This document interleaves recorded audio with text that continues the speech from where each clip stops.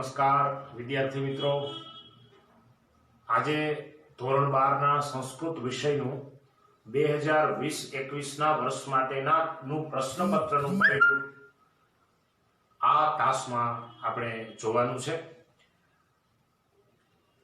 હમણાં તાજેતરમાં જ 2020-21ના વર્ષ માટે સરકારે જે જાહેર કરેલું સંસ્કૃત સામાન્ય પ્રવાહનું જે પ્રશ્નપત્રનું પરિરૂપ છે એની આજના તાસમાં આપણે વાત કરવાના છીએ. કુલ ગુણ 100 માર્ક્સ, એમાંથી તમને 30 ગુણના હેતુલક્ષી પ્રશ્નો પૂછાવાના છે.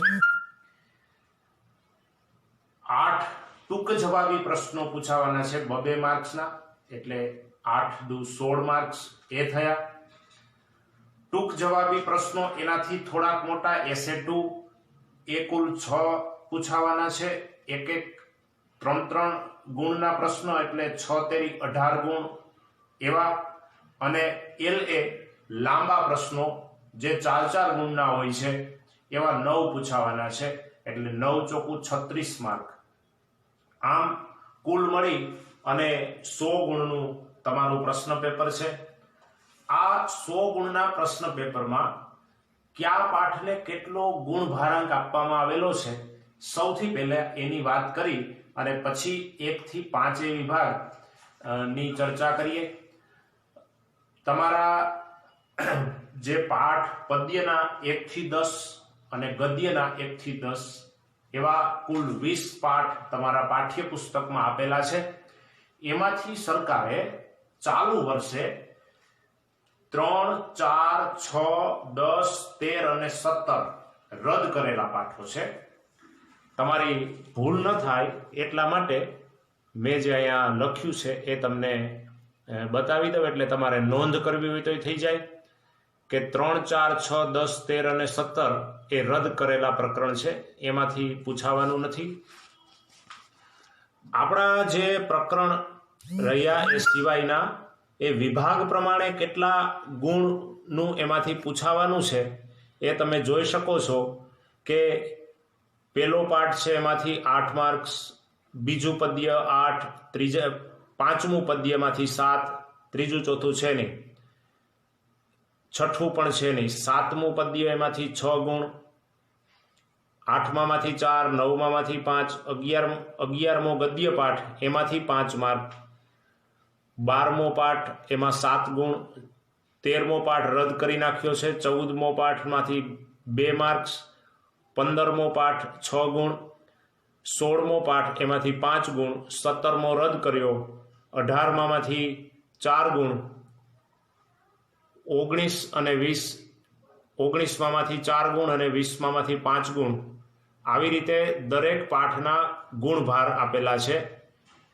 ત્યાર પછી આપણે જે સંસ્કૃત સાહિત્યનો પરિચય આવે છે એ પાછળનો વિભાગ, એમાં ન્યાય પરિચય 4 ગુણ, અલંકાર પરિચય 2 ગુણ, છંદ પરિચય 2 ગુણ, સંસ્કૃત સાહિત્યનો પરિચય 12 ગુણ અને 12નો એક પેરેગ્રાફ પૂછાય છે, એમાંથી 4 પ્રશ્નોના જવાબ લખવાના હોય, એને અપઠિતમ કહેવાય છે, એ 4 ગુણ.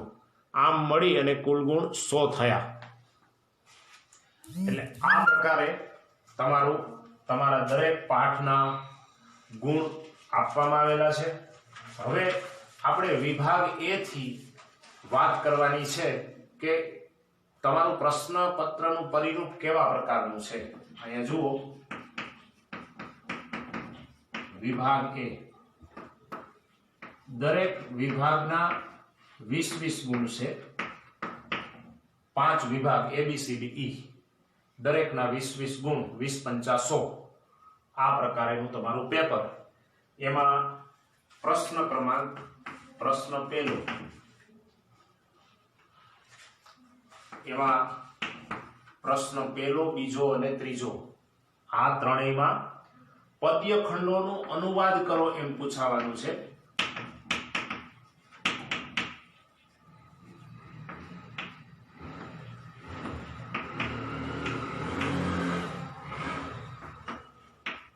ત્રણમાંથી 2 લખવાના, એટલે એક શ્લોકના 4 ગુણ.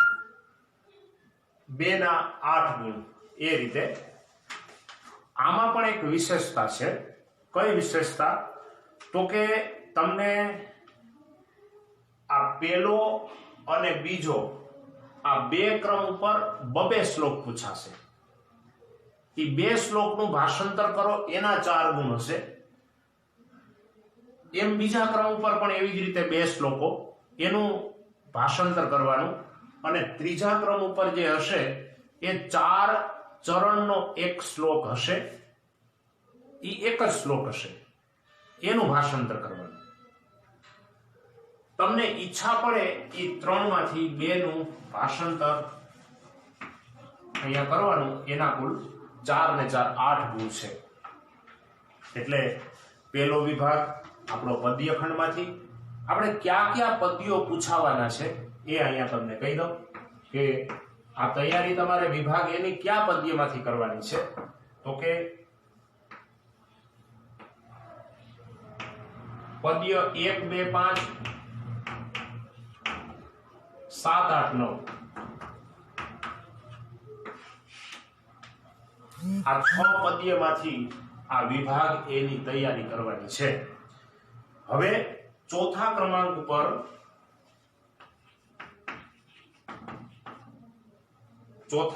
ઉપર તમને એક સંસ્કૃતનો પ્રશ્ન પૂછાવાનો છે.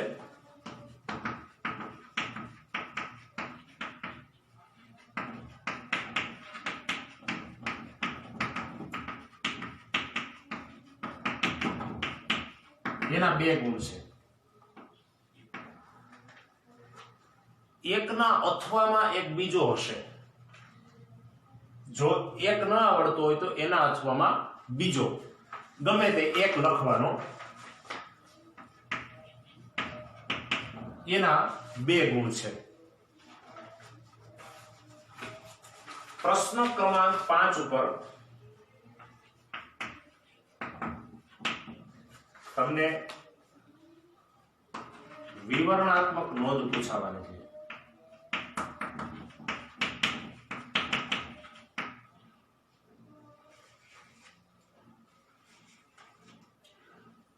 એના 2 ગુણ છે. એકના અથવામાં એક, 2 માંથી કોઈ એક લખવાની. વિવરણાત્મક નોંધ એટલે કેવી? તો કે આપણે જે પદ્ય પાઠ ભણ્યા હોઈએ એ પદ્ય પાઠમાંથી પૂછવામાં આવે કે મેધા એટલે બુદ્ધિ વિશેની સમજ જે તે પદ્ય પાઠમાં કેવા પ્રકારની આપેલી હોય એની 5-7 લીટી લખવાની. એ તમારી વિવરણાત્મક નોંધ થઈ ગઈ કહેવાય. એકના અથવામાં એક હોય, ગમે તે એક લખવાની. એના 2 ગુણ હોય છે. આ બધું પદ્ય પાઠમાંથી જ છે. ત્યાર પછી છઠ્ઠા ક્રમ ઉપર શ્લોક પૂર્તિ પૂછાય છે.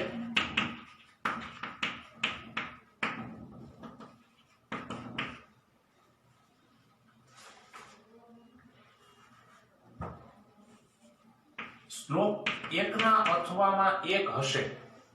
જો તમને એક શ્લોક નહીં આવડતો હોય તો એના અથવામાં બીજો એક શ્લોક આપવામાં આવેલો હશે. કોઈ પણ એક લખવાનો. એના 3 ગુણ હશે. અને એ માત્ર પદ્ય પાઠ 2 એના 1 થી 8 શ્લોકો તૈયાર કરી જવાના, લખીને તૈયાર કરી જવાના, જેથી કરીને તમને સરસ રીતે આવડે. એ બીજા પદ્યના 1 થી 8 શ્લોકો શ્લોક પૂર્તિ માટે, એકના અથવામાં એક. આ રીતે કુલ તમારા 6 પ્રશ્નો થયા. ત્યાર પછી 7 થી 11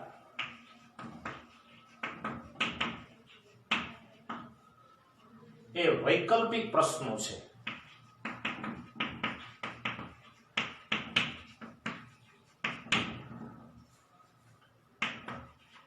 એક ગુણના હશે. એક ગુણના એટલે એના 5 માર્ક્સ થયા. એ તમને કેવી રીતે પૂછાય જુઓ.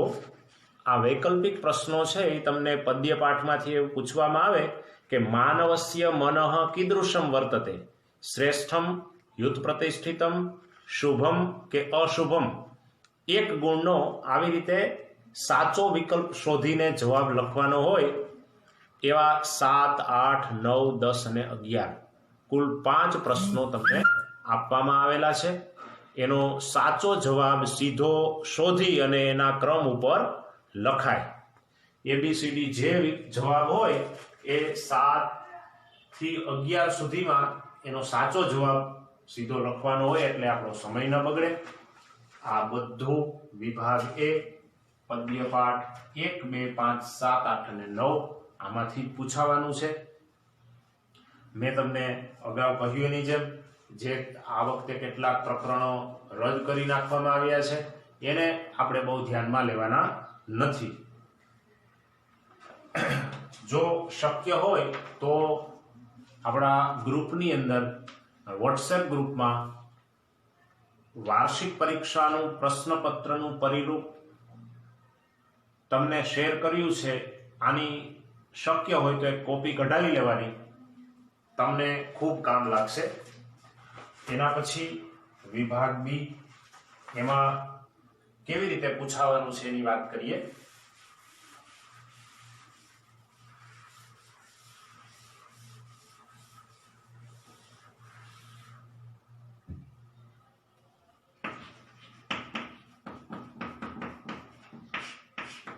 વિભાગ B પણ 20 માર્કનો પ્રશ્ન છે. આ આખો વિભાગ ગદ્ય પાઠમાંથી આવવાનો છે અને નાટ્યખંડના પાઠો. આમ તો ગદ્ય જ કહેવાય, 11 થી 20 સુધીના બધા ગદ્ય પાઠ જ કહીએ છીએ. છતાં એમાંથી 2 ભાગ પાડવા હોય તો તમને ખબર હોય તો પાત્રો આવે ને, પાત્રના નામને જે આવતા હોય એ નાટ્યખંડના પાઠ એવો આપણે શબ્દ પ્રયોગ કરીએ છીએ. અને બાકીના બધા જે છે એ ગદ્યના પાઠો કહીએ છીએ. એવા પાઠ વિભાગ B માટે પૂછાવાના છે. તો કયા કયા છે એ અહીંયા હું લખું છું. ગદ્ય પાઠ 11, 12, 15, 16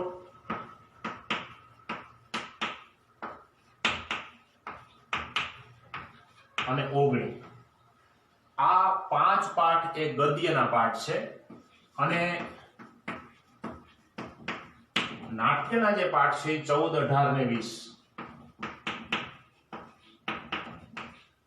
તમને આટલામાંથી આ B વિભાગ પૂછાવાનો છે. એમાં શરૂઆતનો જે ગદ્યખંડનું ભાષાંતર કરવાનો પ્રશ્ન આવે છે 12, 13 અને 14 માં ક્રમે.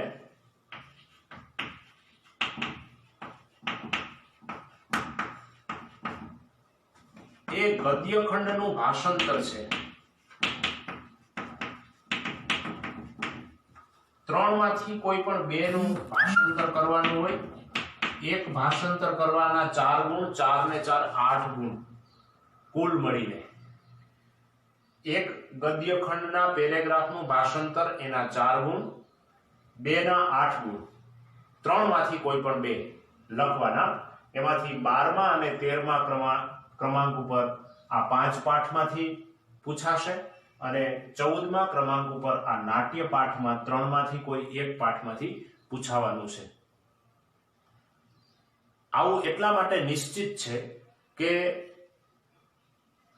ગદ્ય અને નાટ્યના પાઠમાં બેયને લઈ લેવાનું છે. એટલે આ 12મો અને 13મો પછી ક્રમ આડાઅવળા થાય કે નાટ્ય પાઠ છે એ 13મા ક્રમે પૂછાય, વળી પાછો 14મો છે એ ગદ્ય પાઠમાંથી પૂછાય. એવો ક્રમ આડાઅવળો થવાની શક્યતા છે, પણ આ નિશ્ચિત છે કે 2 પ્રશ્નો ગદ્ય પાઠમાંથી અને 1 પ્રશ્ન નાટ્યના પાઠમાંથી. આવી રીતે તમારે 3 માંથી 2 નું ભાષાંતર લખવાનું. 1 ના કુલ 4 ગુણ, 2 ના 8 ગુણ. ત્યાર પછી 15મા ક્રમાંક ઉપર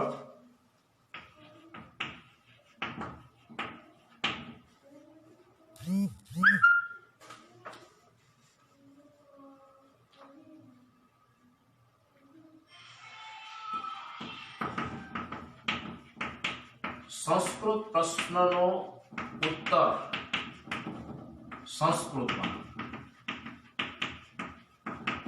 2 માંથી કોઈ એક લખવાનો છે. એક પ્રશ્નના 2 ગુણ છે. આ તમને શેમાંથી પૂછાશે? ગદ્ય પાઠમાંથી.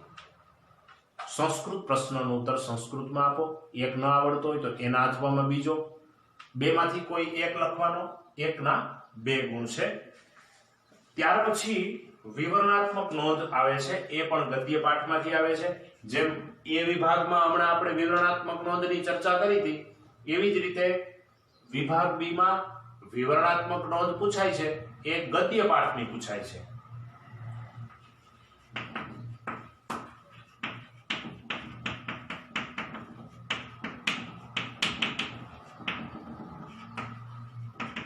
એકના અથવામાં એક, જે કઈ આવડે એક લખવાની, એના 2 ગુણ હોય છે। અને ત્યાર પછી 17, 18 અને 19 આ 3 ક્રમાંક ઉપર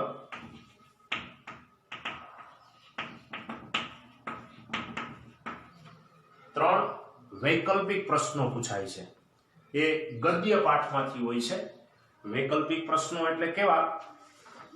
2 વિકલ્પો આપેલા હોય, તમને એક વખત અહીંયા બતાવું, તમે નજર કરો 17, 18 અને 19 ક્રમ ઉપર સ્વભાવતઃ ખાલી જગ્યા ક્રૂરાહ સંતિ અસુરાહ કે મનુષ્યાહ, એવા 2 વિકલ્પો આપેલા હશે। એ 17, 18 અને 19 ક્રમ એ તમારા ગદ્ય પાઠમાંથી પૂછાશે। સાથે સાથે એ પણ જોઈ લ્યો 20, 21 અને સાથે સાથે 22, 23 અને 24 આ 5 પ્રશ્નો, 22, 23 અને 24 આ 5 પ્રશ્નો છે, એ પણ વૈકલ્પિક પ્રશ્નો છે। પણ એ કેવા વૈકલ્પિક પ્રશ્નો? તો કે એમાં 4 વિકલ્પો હશે, ગદ્ય પાઠના વિકલ્પો। જે પ્રશ્નો પૂછાવાના છે આ બધા ગદ્ય પાઠમાંથી પૂછાવાના છે। એટલે 17, 18 અને 19 આ 3 એ ખાલી જગ્યા પૂરો। ખાલી જગ્યા પૂરવા માટે તમારે આખું વાક્ય લખવાનું છે, માત્ર ખાલી જગ્યા લખવાની નથી।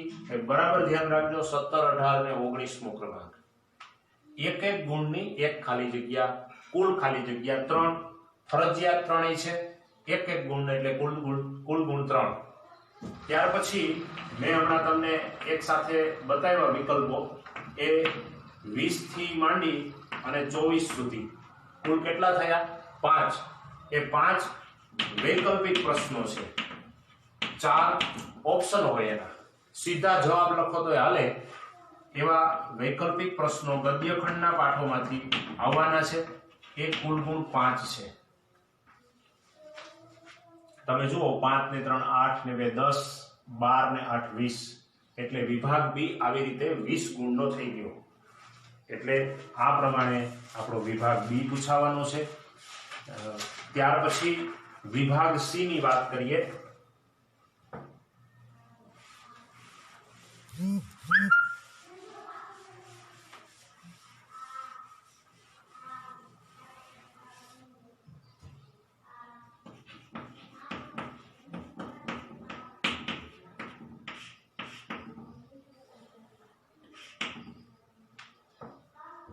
વિભાગ સી પ્રશ્ન ક્રમાંક 25મો।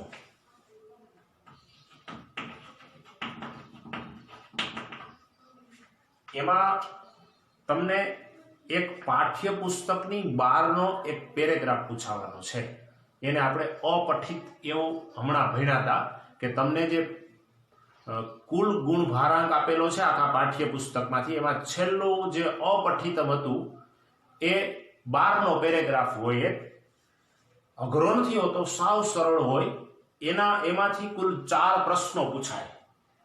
એ 4 પ્રશ્નોના જવાબ પેરેગ્રાફમાંથી શોધીને આપવાના હોય। એટલે એને આપણે ગદ્યખંડ માંથી પ્રશ્નોના જવાબ એવું લખીએ છીએ। કુલ 4 પ્રશ્નોના ઉત્તર એટલે 4 ગુણ।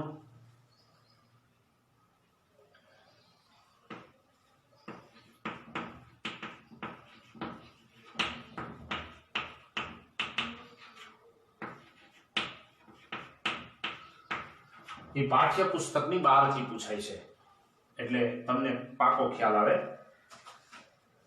26, 27 અને 28 આ ત્રણેય ક્રમાંક ઉપર સમીક્ષાત્મક નોંધ પૂછાવે. જુઓ વિદ્યાર્થી મિત્રો, વિભાગ સી માં તમને શું પૂછાવાનું છે એની આપણે વાત કરીએ.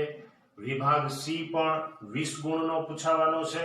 એમાં 25 થી 32 સુધીના ક્રમ તમને પૂછાવાના છે. 25મા ક્રમ ઉપર એક ગદ્ય ખંડનો પેરેગ્રાફ આપેલો હશે. એ ગદ્ય ખંડના પેરેગ્રાફને વાંચી એની નીચે 4 સંસ્કૃતના પ્રશ્નો આપેલા હશે. એ ચારેય પ્રશ્નોના જવાબ ગદ્ય ખંડમાં જ હશે.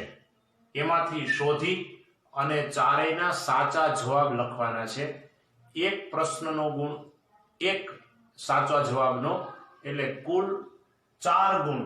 4 પ્રશ્નો 4 ગુણ. આવી રીતે તમારે 25મો પ્રશ્ન પૂછાવાનો છે. એ પેરેગ્રાફ પાઠ્યપુસ્તકની બહારનો હશે.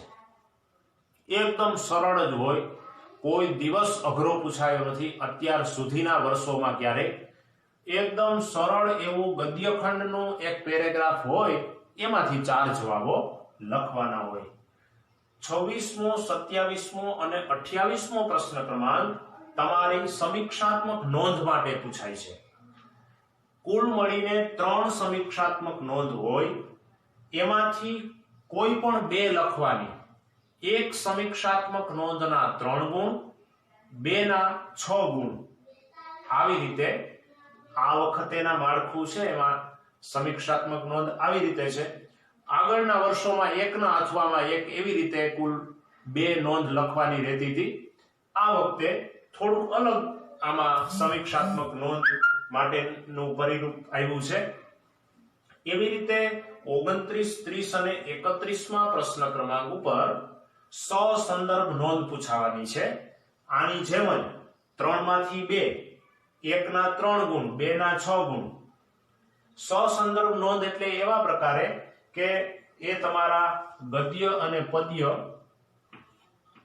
હું એક આગળનું પણ ભૂલી ગયો કે ગદ્ય પદ્ય બંનેમાંથી આ પૂછાશે સમીક્ષાત્મક નોંધ. સંદર્ભ નોંધ પણ ગદ્ય અને પદ્યમાંથી તમને પૂછાવાની છે. માની લો કે એક વાક્ય આપેલું હોય, જ્ઞેયમ રૂપમ તદેવ મે, એનો અર્થ લખવાનો, આગળનો સંદર્ભ લખવાનો, એની સમીક્ષા કરવાની અને ઉપસંહાર. આવા 4 મુદ્દાઓમાં તમારે સંદર્ભ નોંધ સાચી લખવાની હોય છે. એના કુલ 3 ગુણ હોય. ગદ્ય પાઠ અને પદ્ય પાઠ આ બંને માંથી તમને પૂછાવાનું છે. ત્યાર પછી 32મા ક્રમ ઉપર ગદ્ય પાઠમાંથી કથાનકના ક્રમ પૂછાશે. એની સાચી ગોઠવણી તમારે અહીંયા કરવાની છે. પાઠ્યપુસ્તકના ગદ્યખંડના પાઠોમાંથી ABCD તમને ઉલટા ક્રમ આપેલા હશે. તમારે જવાબ વહીમાં 32મા ક્રમથી માંડી ABCD એ સીધા ક્રમમાં ગોઠવીને જ સીધા લખવાના છે. એ એક એના 4 એ કુલ ક્રમ અને એના 4 ગુણ. આ 4 વાક્યો હશે, એના 4 ગુણ હોય છે. આ પ્રકારે આપણો વિભાગ સી કુલ ગુણ 20 માર્કનો પૂછાય છે. હવે આપણે વાત કરીએ વિભાગ ડી ની.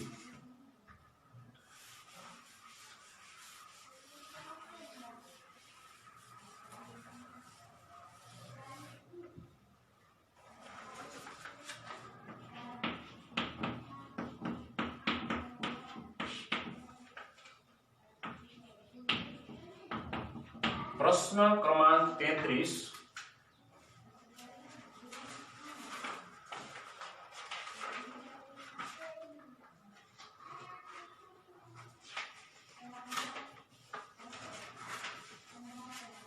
એમાં તમને એક ગદ્યખંડનો પેરેગ્રાફ પૂછાવાનો છે. એ પેરેગ્રાફ માંથી તમારે કુલ 4 પ્રશ્નોના જવાબ, સાચા જવાબો લખવાના હોય. 4 પ્રશ્નો અને એના 4 જવાબ પેરેગ્રાફમાંથી શોધીને લખવાના હોય છે. એ 12નો પેરેગ્રાફ હોય છે એને અપઠિત કહેવાય છે. અપઠિત એટલે 12ના નો સરળ એવો પેરેગ્રાફ હોય, એના કુલ 4 ગુણ હોય છે.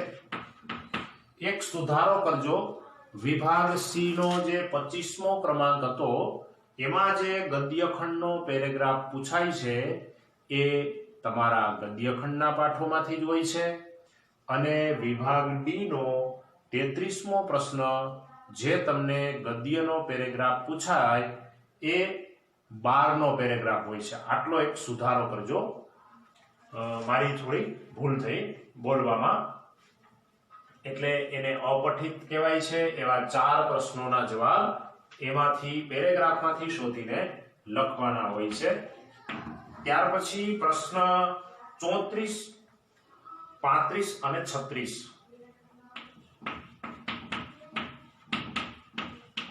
આ ત્રણેય ગદ્ય અને પદ્ય બંનેમાંથી ગુજરાતી પ્રશ્નોના જવાબ ગુજરાતીમાં જ લખવાના હોય છે. એના 3 પ્રશ્નો ફરજિયાત હોય છે, 34, 35 અને 36 નો. દરેક પ્રશ્નના 2 ગુણ, એટલે કુલ મળીને 6 ગુણ થયા.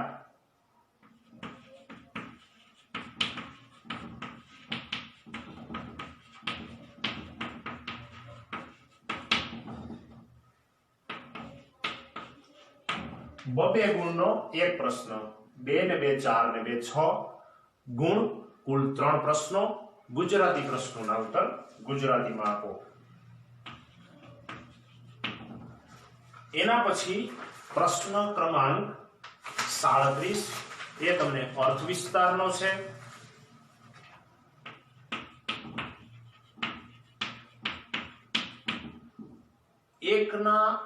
એક શ્લોક પૂછાશે પદ્ય 8 માંથી, જ્ઞેયમ રૂપમ તદેવ મે વાળું 8મું પદ્ય, એમાંથી એક અર્થ વિસ્તાર પૂછાશે.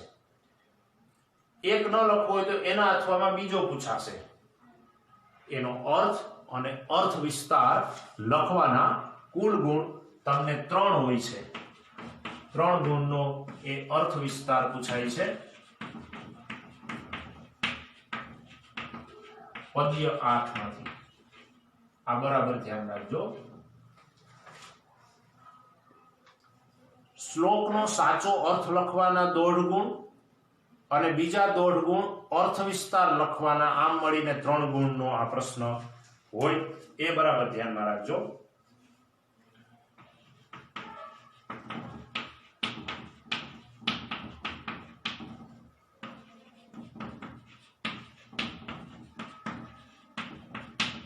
આડત્રીસ, 39 અને 40માં ક્રમ ઉપર ખાલી જગ્યા પૂરો ફરજિયાત હોય છે. એ ત્રણેય એક માર્ક્સની ખાલી જગ્યા 3 ગુણ એ શેમાંથી હોય તો કે પદ્ય પાઠમાંથી હોય છે, અને 2 વિકલ્પો આપેલા હોય. 2 માંથી એક જવાબ એ ખાલી જગ્યામાં પૂરવાનો હોય. માત્ર ખાલી જગ્યાનો જવાબ લખવાનો નથી, આખી ખાલી જગ્યા લખવાની છે. આ ધ્યાનમાં રાખજો. અને એના પછી પ્રશ્ન ક્રમાંક 41, 42, 43 અને 44 આ 4 પ્રશ્નો ઉપર તમારે શ્લોકાંશોના જોડકા આવે છે.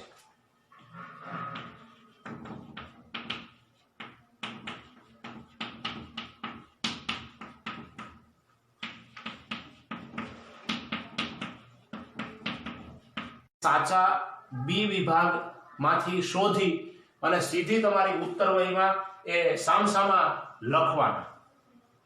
આ રીતે સાચા શ્લોકાંશોના જોડકા દરેકના 1 ગુણ પ્રમાણે 4 ગુણ હોય છે. આવો વિભાગ ડી તમારો છે. 4 ને 6 10, 13 ને 16 અને 4 20 આવી રીતે વિભાગ ડી થઈ ગયો.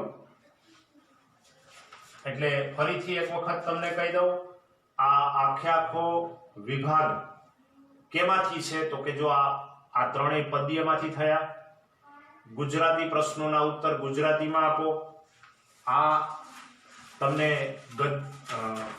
ફરીથી એકવાર ગદ્ય અને પદ્ય પાઠ બંનેમાંથી પૂછાય છે, અને આ અપઠિત 12નો પેરેગ્રાફ છે. એટલે આને બરાબર તમે ધ્યાનમાં લેજો. ત્યાર પછી વિભાગ ઈ,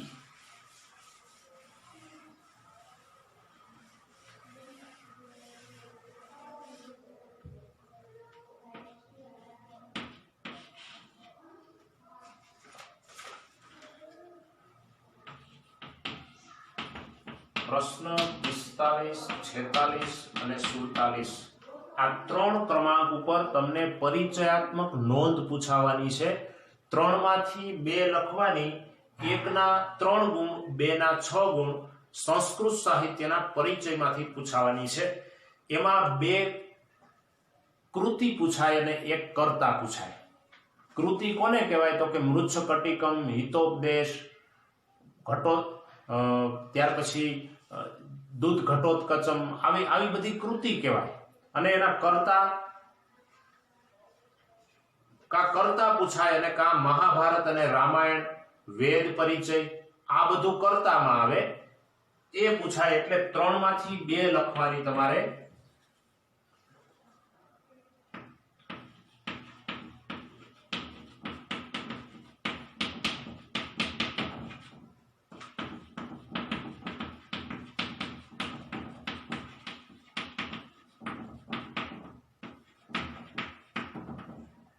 સંસ્કૃત સાહિત્યનો પરિચય એમાંથી આવે. કુલ ગુણ 6. ત્યાર પછી ન્યાય પરિચય તમને કુલ 4 ગુણનો પૂછાવાનો છે. કુલ તમારે તમારા પાઠ્યપુસ્તકમાં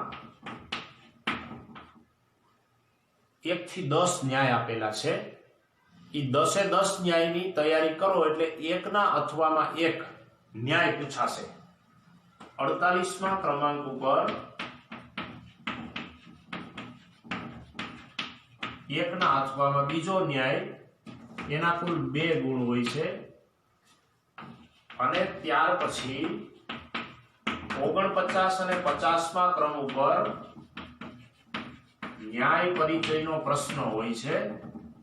એના 1 ગુણ, 2 પ્રશ્નના 1 ગુણ, એટલે એમ મળી અને કુલ 2 ગુણ, 1 માર્ક્સના 2 પ્રશ્નો ન્યાયમાંથી પૂછાય. મનુષ્ય પોતાનો શ્રેષ્ઠ સ્વભાવ જાળવી રાખવા માટેની વાત કયા ન્યાયમાં આવે છે? એવા ન્યાયમાંથી તમને 10 ન્યાયમાંથી ગમે ત્યાંથી પ્રશ્નો પૂછી શકે. આવી રીતે 2 પ્રશ્નો ન્યાયમાંથી છે. આ વખતેનું માળખું છે ને એ થોડું ફેરફાર વાળું કરી દીધું છે, એટલે સહેલું કરી દીધું. ખાસ કરીને છંદ, અલંકાર, આ ન્યાય પરિચય, એ બધા માટે. જુઓ હવે આગળનો ક્રમાંક છે એ કેવા પ્રકારેનો આવે છે. પ્રશ્ન 51 અને 52 આ છંદ પરિચયમાંથી પૂછાવાનો છે. અને બંનેના 1 ગુણ હશે. એટલે 1 ને 1 2, એટલે 2 પ્રશ્નોના 1 ગુણ. શું પૂછાશે? છંદ નથી પૂછાવાનો, છંદના પ્રશ્નો પૂછાવાના છે. એટલે તમારે છંદ તો શીખવા જ પડે. એમ પૂછે કે આર્યા છંદનું લક્ષણ જણાવો, આર્યા છંદનું ઉદાહરણ જણાવો, વસંતિલકા છંદનું લક્ષણ જણાવો. આવી રીતે 5 માંથી જે છંદ છે એના અંદરથી પ્રશ્નો તમને પૂછવામાં આવશે. અને વળી પાછું કેટલું સરળ કે એના વિકલ્પો 4 આપેલા હશે. એ વિકલ્પોમાંથી એક સાચો જવાબ શોધીને લખવાનો હોય. પ્રશ્ન ક્રમાંક 53 અને 54 ઉપર અલંકાર પરિચય પૂછાવાનો છે. 2 મેં તમને છંદમાં કહ્યું એની જેમ જ અલંકારનો પ્રશ્ન, કુલ 2 પ્રશ્નો પૂછાશે. એના 4 વિકલ્પો હશે. એક સાચા પ્રશ્નનો જવાબ લખો એનો 1 ગુણ, 2 ના 2 ગુણ. આ રીતે 2 અલંકારમાંથી 53 અને 54મા ક્રમાંક ઉપર પૂછાવાનું છે. કેવી રીતે પૂછાય? કુલ આપણા જે અલંકારો 5 ભણ્યા છીએ એ 5 અલંકારમાંથી તમને પૂછવામાં આવે કે કયા અલંકારમાં દ્વિઅર્થી શબ્દનો પ્રયોગ થયો છે. 4 વિકલ્પો આપવામાં આવે. સાચો જવાબ શોધી અને સીધો એ ક્રમ ઉપર લખવાનો હોય છે. આવી રીતે આ અલંકારના પ્રશ્નો. ત્યાર પછી 55 થી 58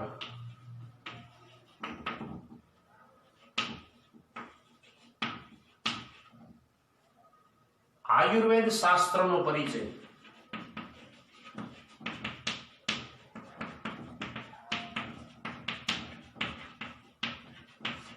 એના કુલ 4 પ્રશ્નો હોય છે, એ પણ વિકલ્પવાળા. એ એક પ્રશ્નનો સાચો જવાબ એનો 1 ગુણ, 4 પ્રશ્નોના જવાબ એના 4 ગુણ. તમને સાવ સરળ પ્રશ્નો પૂછવામાં આવશે. 4 વિભાગ ક્યાં ક્યાં? તો કે આયુર્વેદના પ્રારંભિક પ્રશ્નોમાંથી એક પ્રશ્ન, એક ચરક સંહિતામાંથી, ત્રીજો સુશ્રુત સંહિતામાંથી, અને ચોથો વરામિહિર અને ખગોળશાસ્ત્ર અને એમાં આવતા વરામિહિર. આમ 4 વિભાગો જે આપણા છે આયુર્વેદ શાસ્ત્રના પરિચયના, એ ચારેયમાંથી એક ગુણના 1 પ્રશ્ન, અને વળી પાછા વિકલ્પો વાળા. જે પ્રશ્ન પૂછે એનો વિકલ્પ. ચરકના પ્રસિદ્ધ ગ્રંથનું નામ જણાવો. ચરક સંહિતા, સુશ્રુત સંહિતા, ભાવ પ્રકાશ કે માધવ નિદાન. આમ 4 ઓપ્શન આપેલા હોય એટલે તમે સાવ સરળ રીતે એનો જવાબ શોધીને લખી શકો. આવી રીતે સાવ સહેલું માળખું તમારું આ સંસ્કૃત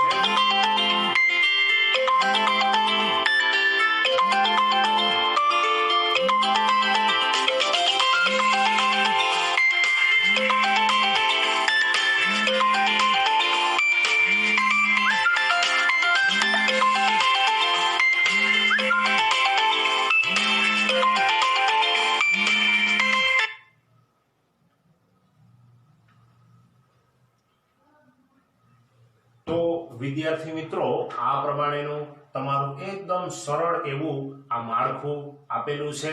એને વ્યવસ્થિત તમે ધ્યાનમાં રાખી અને જોજો. તમારી પાસે આ પ્રિન્ટ જો હોય તો એ ઉપયોગી બની રહેશે, અથવા તો તમારા મોબાઈલની અંદર PDF સ્વરૂપે હોય તો પણ એને જોઈ જજો, અને આ વિડીયોને બરાબર નિરાતે જોઈ અને એ પ્રમાણે બધા પાઠની જો તૈયારી કરશો તો ખૂબ સારા માર્ક્સે તમે પાસ થઈ શકશો એવી આશા રાખું છું. બસ આજના દિવસે અહીંયા આપણે આટલી જ વાત કરી અને પૂર્ણ કરીએ છીએ. અસ્તુ.